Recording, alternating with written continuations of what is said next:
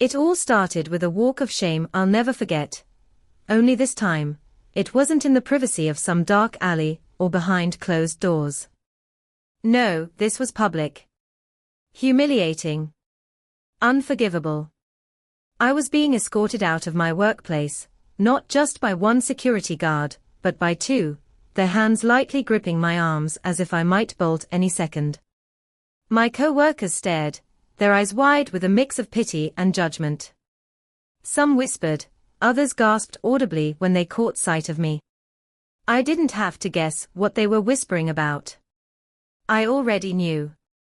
The notifications on my phone hadn't stopped buzzing for hours. Each vibration felt like a punch to the gut, but I didn't dare open the messages anymore. The one I did read made me wish I'd never picked up my phone at all. Monica, what the hell? Your videos are all over the internet. Videos. Not a video, videos. The moment I reached the parking lot, my chest tightened. My car felt like a sanctuary, the one place where I could be alone and let myself unravel. But as I approached, something caught my eye, a note tucked beneath the windshield wiper. It wasn't from management, nor was it a random flyer.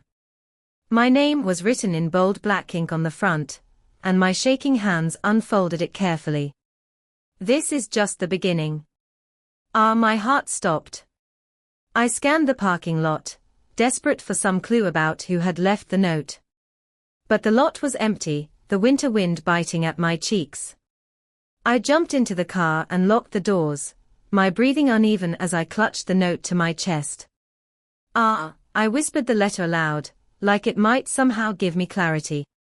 But it didn't. All it did was make my blood run colder. Who was R? Was it Ryan, my husband? The man I thought I could outsmart? Or was it someone else entirely? I didn't have answers yet. All I knew was that my life as I knew it was over. And worse, this was only the beginning. Chapter 1. The perfect facade. If you had seen my life a few months ago, you'd probably think I had it all. And I did, on paper. Our house was the kind people envy. 5 bedrooms, modern design, a sprawling backyard with a pool. Ryan made sure every corner of it screamed success. My husband was the textbook definition of attentive. He'd kiss me on the forehead every morning, remember the little things I said, and text me sweet nothings during the day. And me. I had a career that others dreamed about. Rising fast in a competitive industry, my hard work and sharp instincts had landed me a coveted position. But you know what they don't tell you about having it all? Sometimes, it isn't enough. I couldn't explain it, not even to myself. Maybe it was the predictability of it all, the perfectly planned date nights, the polite, "How was your day?" exchanges over dinner, the routine lovemaking where we both knew exactly what came next. There was no fire, no unpredictability, no chaos. And then, there was Mark. It wasn't love, let me be clear about that. Mark was a co-worker, someone who always managed to make the dull office feel a little more exciting. His sly smile, the way his fingers brushed mine when he handed over a report, the way his voice dropped, just enough, when he whispered my name, it all lit a spark in me I hadn't felt in years. It started innocently enough, a drink after work, a conversation that went on a little too long, a text exchange that crossed a line I never thought I'd cross. Before I knew it, we were meeting in secret, stealing kisses in dark corners, and rushing to hotels for stolen afternoons. It was thrilling. Addictive. And it was wrong. I knew it every time I looked at Ryan, his trusting smile, the way he'd squeeze my hand as if to say, "I've got you." But even that guilt wasn't enough to stop me. It was like watching a car skidding on ice, knowing the crash was coming but being powerless, or unwilling, to stop it. Then one day, I found a note slipped into my purse. "You need to stop before it's too late." It wasn't signed. The handwriting was neat, almost elegant, but I didn't recognize it. My stomach twisted into knots as I read it, the words echoing in my mind like a warning bell. Who could have written it? A coworker? A stranger? Was this some kind of cruel joke? I shoved the note into the trash and told myself it didn't mean anything. People pull pranks all the time. And besides, I was careful. No one knew about Mark and me. At least, that's what I wanted to believe. But for the first time, the thrill of the affair was shadowed by something else, fear. If someone did know, what would they do with that knowledge? And worse, what would Ryan do if he found out? I shook the thought from my mind and went back to work, smiling at Mark as if nothing had changed. But deep down, something had. The perfect facade I'd built was starting to crack, and I could feel the walls closing in.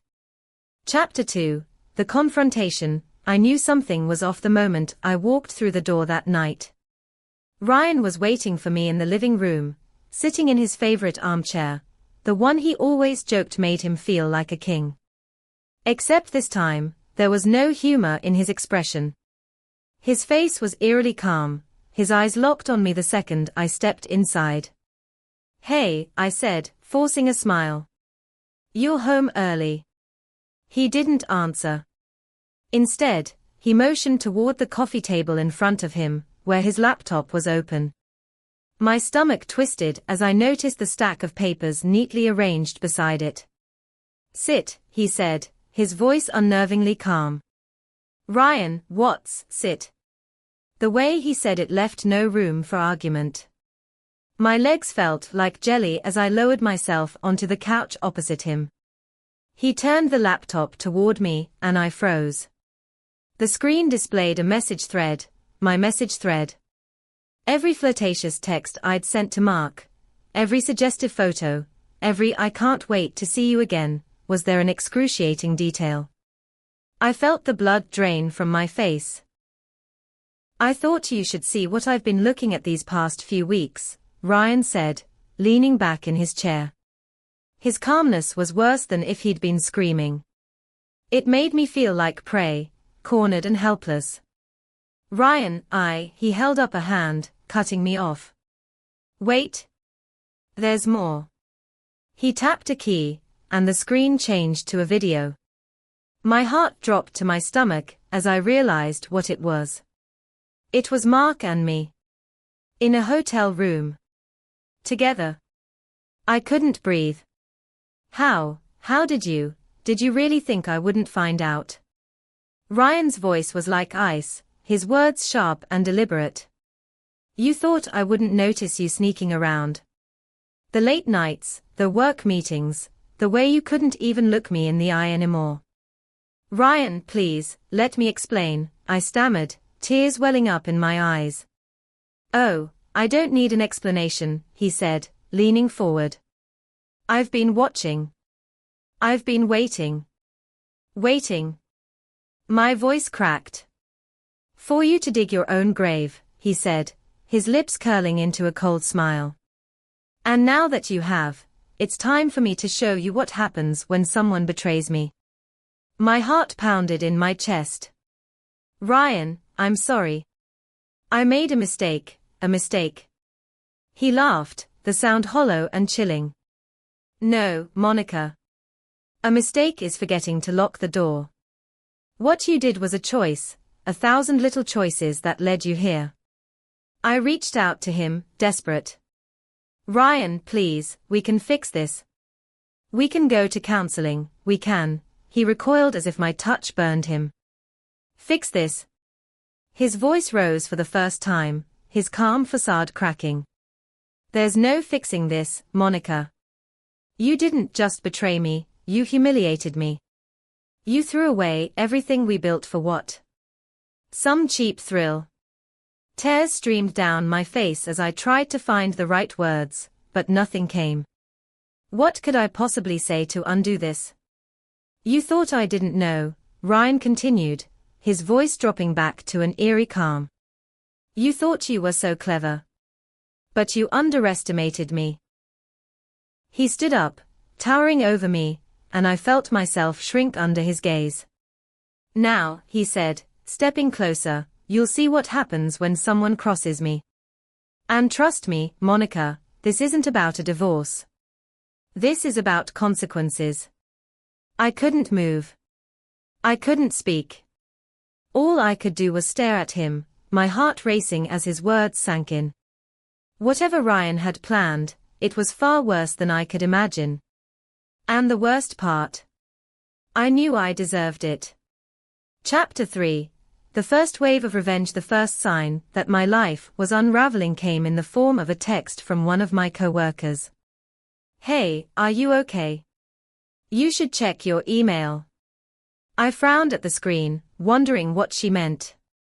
It was late in the evening, and I'd spent most of the day holed up in my bedroom, trying to process Ryan's confrontation. I felt raw and exhausted, like I'd been scraped down to the bone. I opened my laptop and clicked on my inbox. At first, nothing seemed out of the ordinary, just the usual work emails and a couple of promotional offers I'd been meaning to unsubscribe from. But then I saw it. An email with no subject line, sent from an anonymous account. My stomach clenched as I clicked on it. The email contained a single sentence: "Thought you'd like to see what everyone else is watching." Below it was a link. I hesitated, my finger hovering over the touchpad. Every instinct told me not to click it, but curiosity, or maybe dread, got the better of me. The link opened to a site I didn't recognize, and my blood turned to ice. It was me. Video after video, photo after photo, intimate, explicit moments I thought had been private. Moments I'd shared with Mark. And now, they were on full display for the world to see. I slammed the laptop shut, my hands shaking as bile rose in my throat. This couldn't be real. It couldn't be happening. But it was. My phone buzzed relentlessly on the nightstand. Messages poured in, texts, emails, even social media DMs. Some were from people I knew. Co-workers, acquaintances, friends. Others were from complete strangers, their words vile and degrading. "You should be ashamed of yourself. I thought you were better than this. Wow, didn't expect this from you." I sat there, paralyzed, as the realization sank in. This wasn't just an attack on my marriage, this was an attack on me. By morning, the damage was done. When I arrived at the office, the stares started immediately. Conversations stopped as I walked by, replaced by hushed whispers and stolen glances. My co-workers couldn't even look me in the eye. In the break room, I overheard two of them talking. "Did you see the videos?" one whispered. "I can't believe it's her," the other replied. "She always seemed so put together." I wanted to scream at them, to defend myself, but what could I say? The evidence was out there for anyone to see. Mark, who had once been my escape, became a ghost. He didn't return my calls or respond to my texts. When I tried to approach him at work, he avoided me like the plague. "Mark, please, I need to talk to you," I pleaded one afternoon, catching him in the hallway. He glanced around nervously before hissing, "Keep your voice down.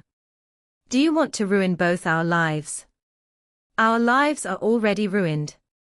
I shot back, my voice cracking. "Don't you care about what's happening to me?" He didn't answer. He just walked away, leaving me standing there, humiliated and alone. For days, I couldn't think straight. My mind raced with questions. Who had leaked the videos? Was it Ryan? Or someone else? And how had they gotten their hands on them? I began to suspect that this wasn't a one-man operation. The scale of the attack, the timing, the precision, it felt too calculated, too cruel. But without proof, I had nothing. All I knew was that my life was falling apart, and there was no one I could turn to. That night, as I lay in bed staring at the ceiling, a single thought consumed me. This was just the beginning. Chapter 4. The professional fallout. The email arrived in the middle of a sleepless night. Subject: immediate termination of employment. For a moment, I thought it was another cruel joke, some spam email designed to taunt me. But as I read the message, my worst fears were confirmed. Dear Monica, due to recent events and their impact on the company's reputation, we regret to inform you that your employment has been terminated, effective immediately. This decision is in accordance with the morality clause outlined in your contract. Best regards, Human Resources. I sat frozen, staring at the screen. Fired. Just like that. A wave of nausea hit me as I thought about everything I'd worked for, the late nights, the promotions, the sacrifices. It was all gone. I called HR in a panic, hoping for an explanation, a lifeline, anything. The woman on the other end of the line sounded polite, but distant, like she'd rehearsed this conversation 100 times. I'm sorry, Monica, but the decision is final. The company has to protect its image. What image? I snapped, my voice cracking. This has nothing to do with my work. I've been with this company for years. She hesitated before adding, we've received several complaints from clients and employees regarding the nature of the situation. It's out of our hands.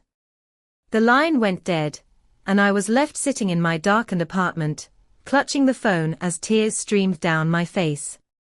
Ryan. I knew he was behind this. The morality clause was a technicality, something no one paid attention to unless they were looking for a reason to get rid of you. And Ryan, with his connections and resources, had given them the perfect reason. The next morning, I drove to his office. I wasn't even thinking, I just needed answers. When I arrived, his secretary looked up at me with wide eyes. Mrs. Grant, I don't think, is he here? I demanded, storming past her. She stammered something about a meeting, but I didn't care. I threw open the door to his office, and there he was, sitting behind his massive desk, scrolling through his phone like he didn't have a care in the world. Ah, Monica, he said, glancing up with a faint smile. To what do I owe the pleasure? You know exactly why I'm here, I spat, slamming the door behind me. You got me fired. He leaned back in his chair, feigning surprise. Fired? I had no idea. That's unfortunate. Don't lie to me, Ryan. I shouted, my voice shaking. You think I don't know what you're doing? The emails, the videos, the rumors, you're trying to ruin me. He tilted his head, his expression maddeningly calm. Ruin you?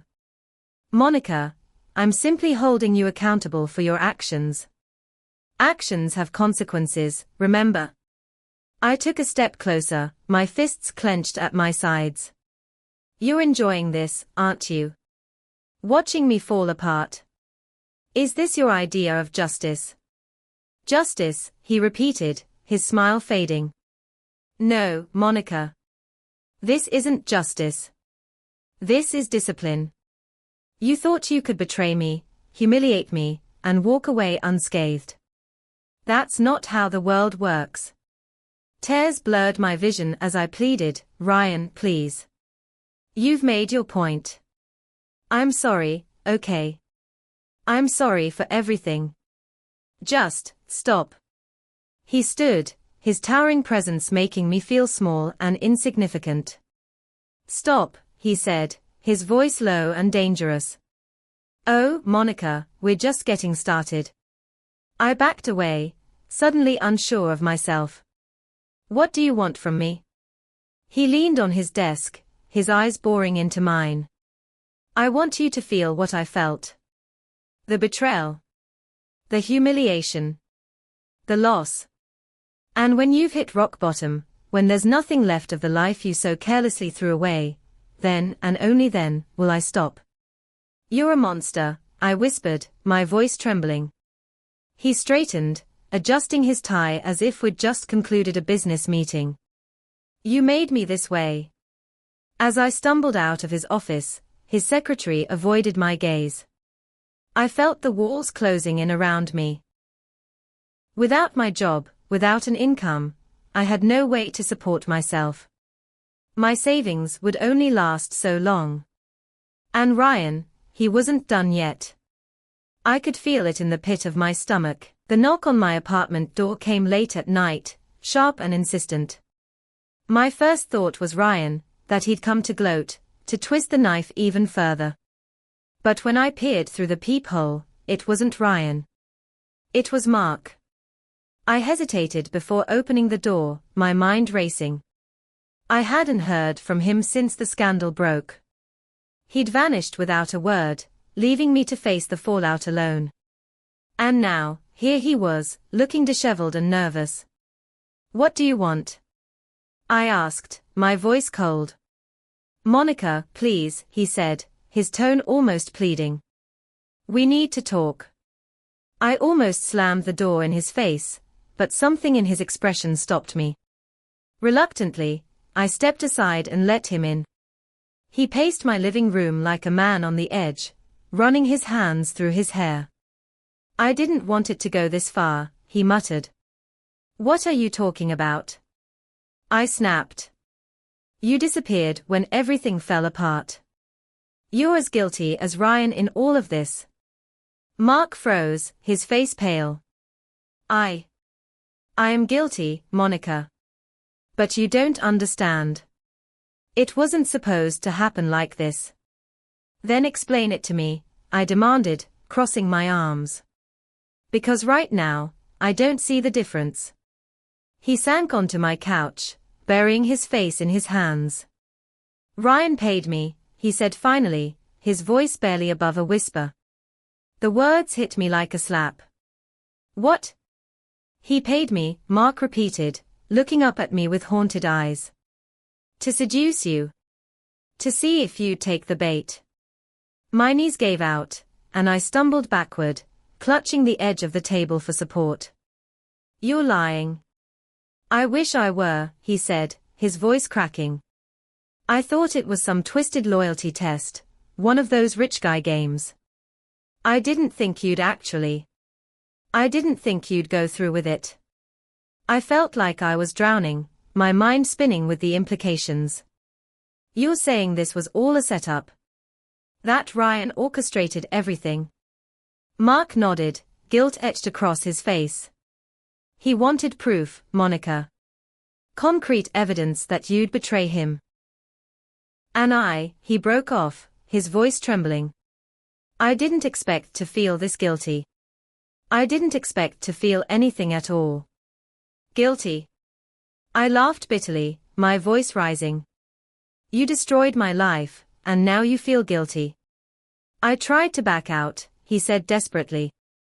But Ryan wouldn't let me. He made it clear that if I didn't go through with it, he'd ruin me too. I stared at him, the weight of his confession threatening to crush me.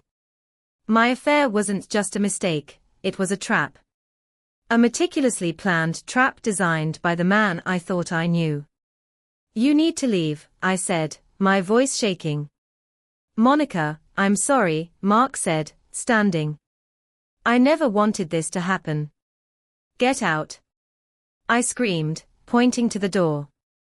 He left without another word, and I collapsed onto the couch, sobbing uncontrollably. The next morning, I went to Ryan's house. I didn't call or text. I wanted to see the look on his face when I confronted him. He opened the door, looking as composed as ever. Monica, he said coolly. To what do I owe the pleasure? I pushed past him into the foyer. You set me up, I said, my voice trembling with rage. Ryan raised an eyebrow. I assume you've spoken to Mark. You paid him to seduce me, I continued, my voice rising. You orchestrated this entire thing just to ruin me. He closed the door and leaned against it, crossing his arms. And? I repeated, my voice incredulous. You destroyed our marriage, my career, my life. For what? To teach me a lesson. No, he said, his tone icy. To protect myself. You see, Monica, I knew you were unhappy. I knew you were looking for an escape. I just gave you one. An escape. I spat. You call this an escape? He stepped closer, his expression unreadable. You cheated, Monica. You broke our vows. But more importantly, you gave me what I needed, irrefutable proof of your infidelity. Now, when I file for divorce, there won't be any messy settlements or claims to my fortune. You get nothing. I stared at him, my blood running cold. This was all about money. Among other things, he said with a shrug. But yes, primarily money. You see, Monica, I don't take betrayal lightly. And I certainly don't reward it. I felt the air leave my lungs as the full weight of his plan sank in. He hadn't just wanted revenge, he'd wanted to destroy me completely, leaving me with nothing but the consequences of my own actions. You're a psychopath, I whispered, tears streaming down my face. He smiled faintly, his eyes cold.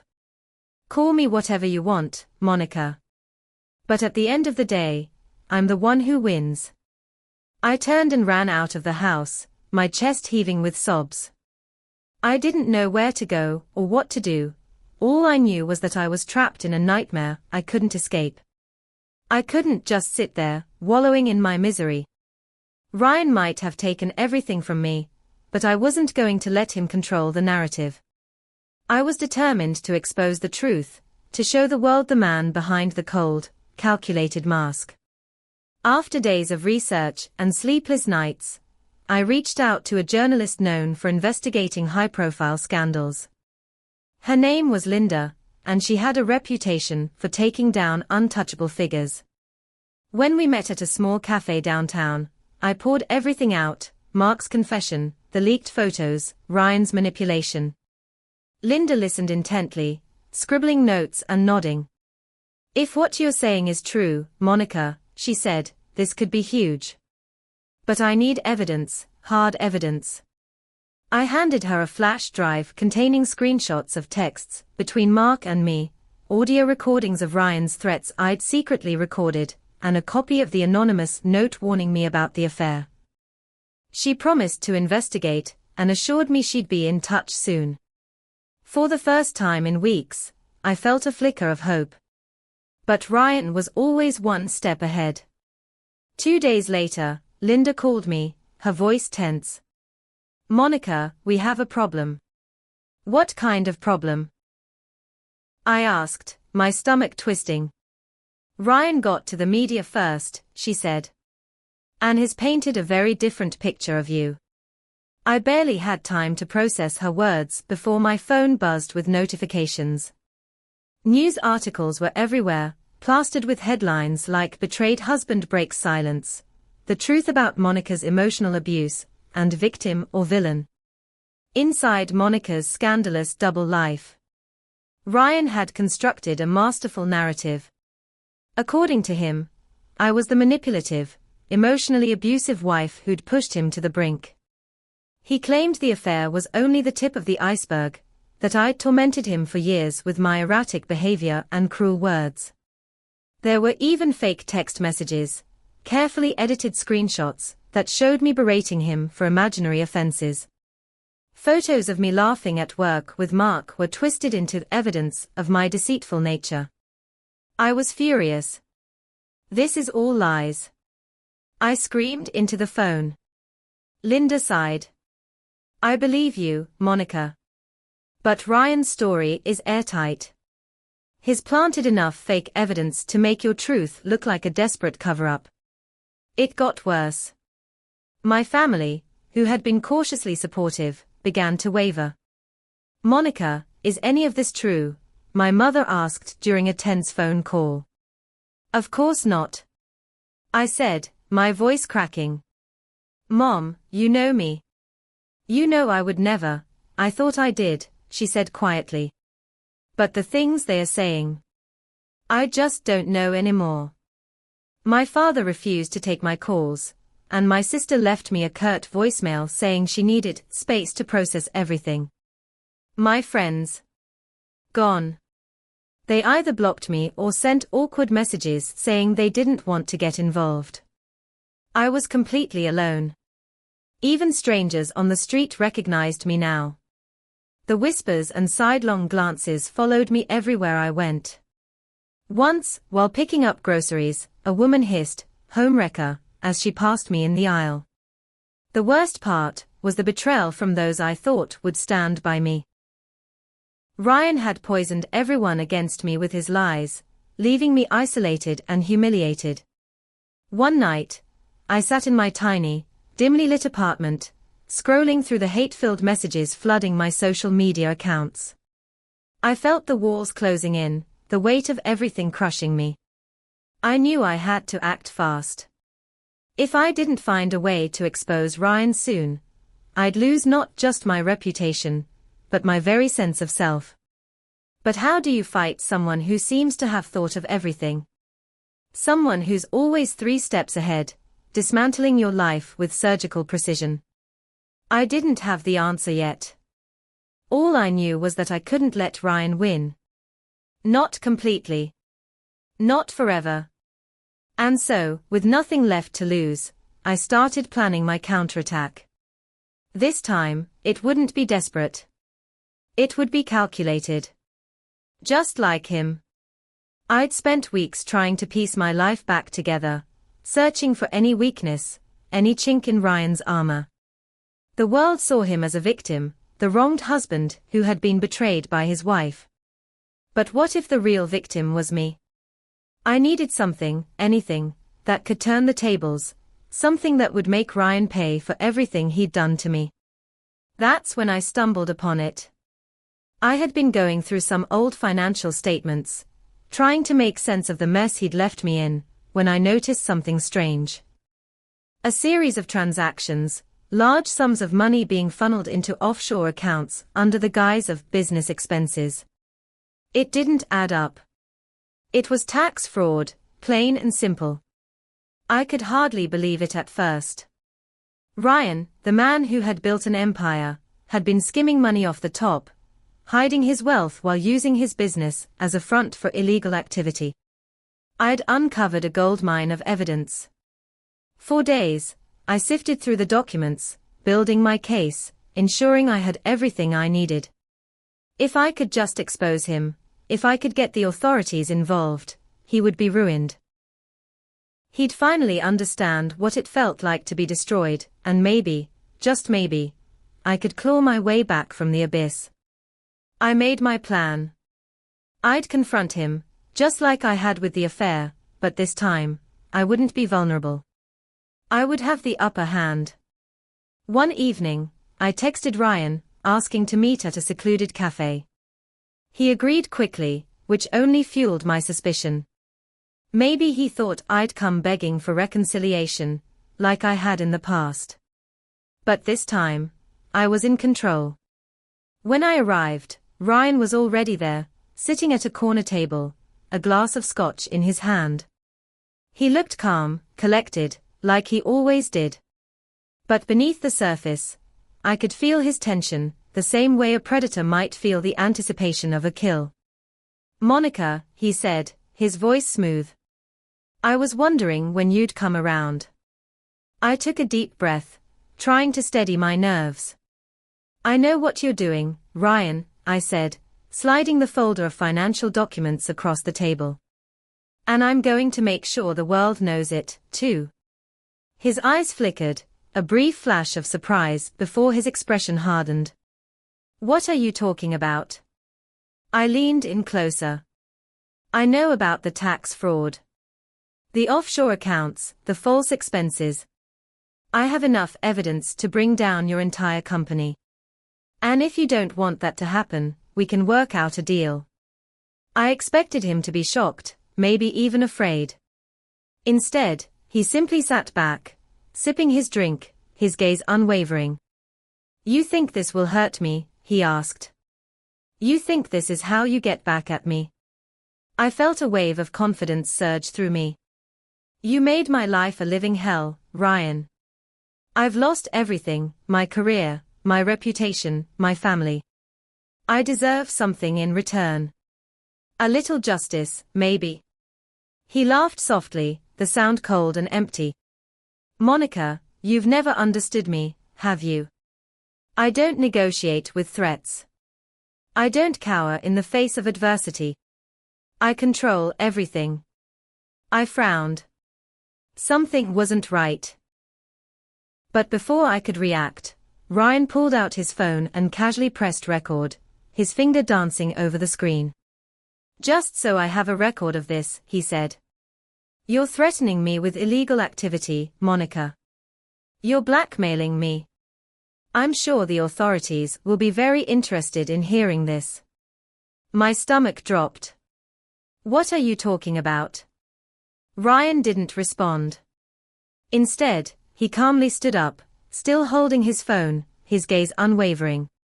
I'll be reporting this to the police.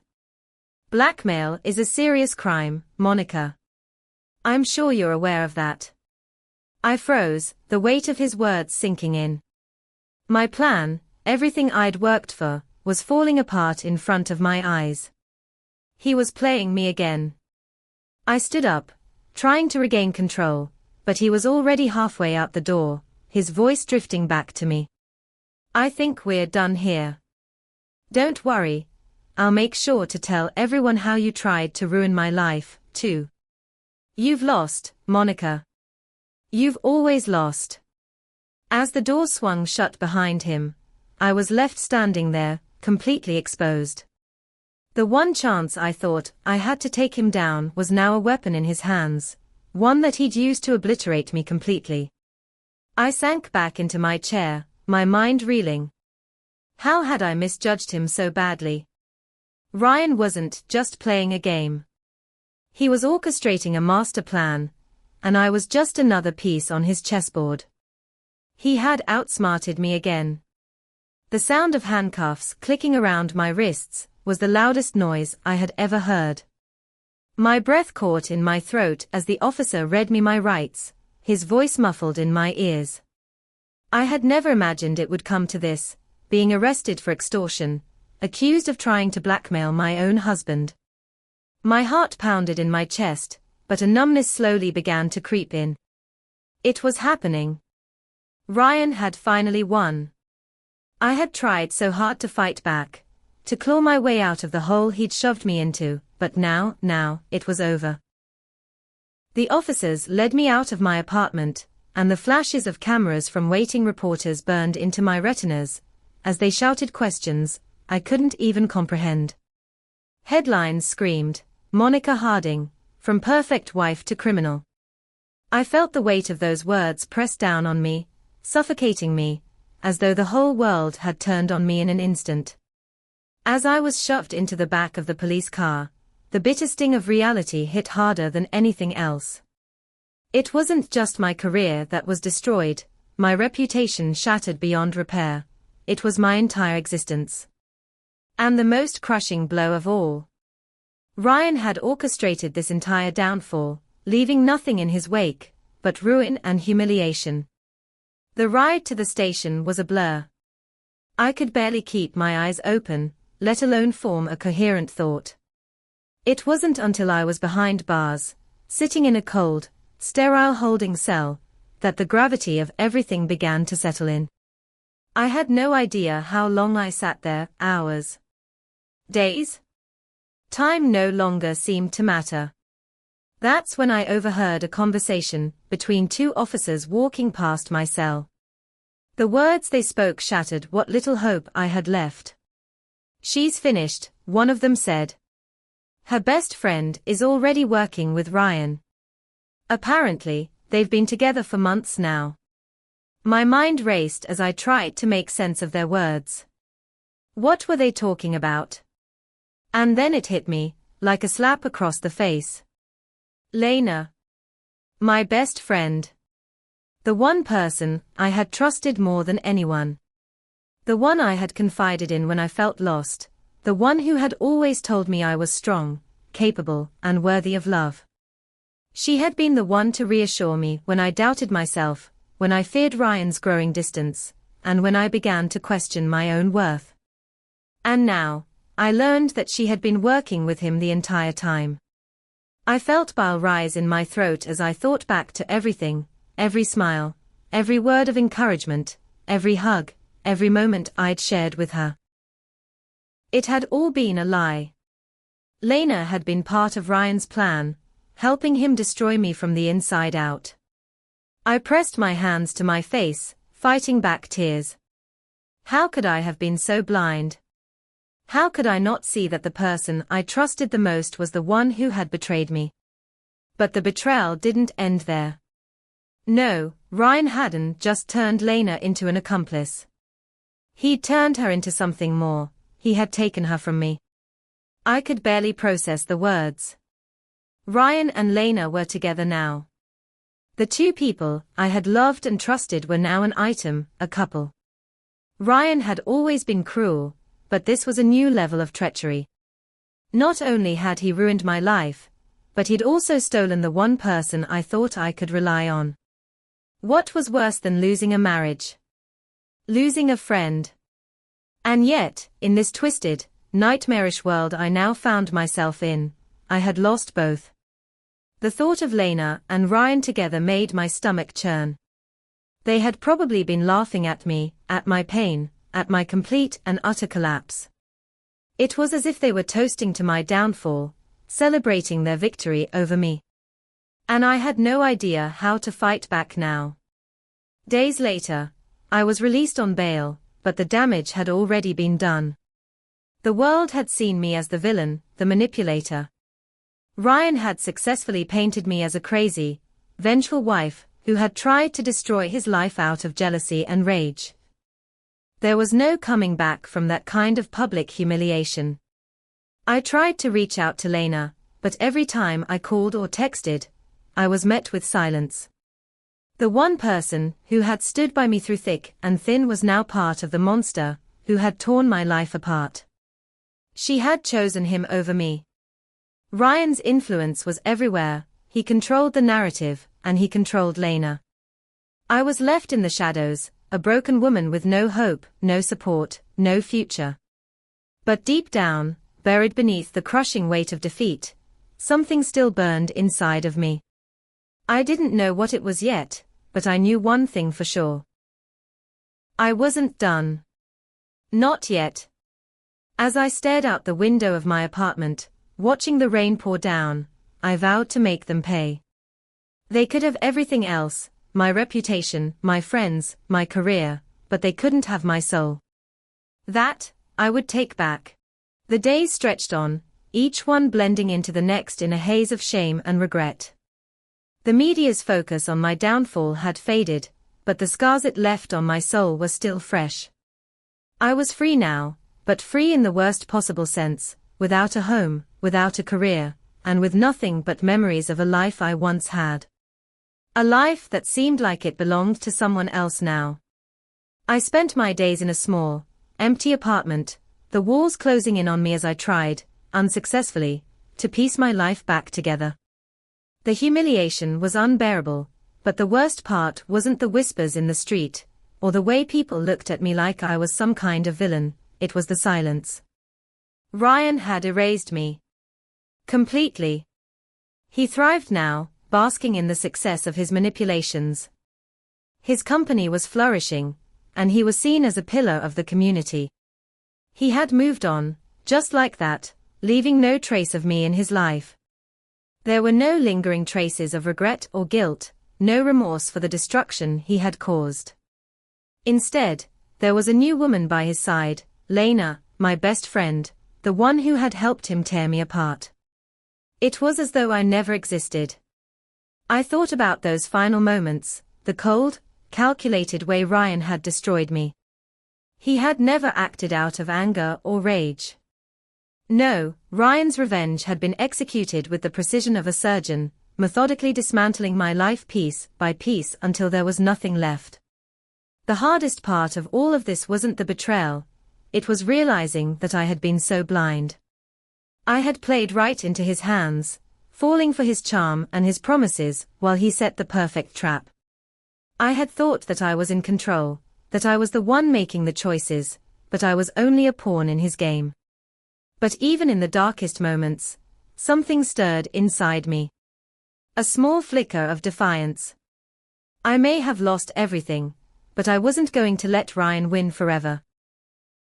One evening, as I sat alone in my apartment, scrolling through my phone in a daze, a notification popped up. It was an encrypted message from an unknown number. My heart skipped a beat as I opened it, my hands shaking with both fear and curiosity. The message was short, almost cryptic. He's not as untouchable as he seems. I have something you might want to see. Meet me tomorrow night, at the old pier. I stared at the screen, my breath catching in my throat. Could it be? Could there really be someone who knew about Ryan's true nature? Someone who was willing to help me take him down? For a moment, I hesitated. The fear of another betrayal, of walking straight into another trap, gnawed at me. But then I realized, this was my chance. This was the opening I had been waiting for. I stood up, a newfound resolve solidifying in my chest. Ryan had torn my life apart, but he wasn't invincible.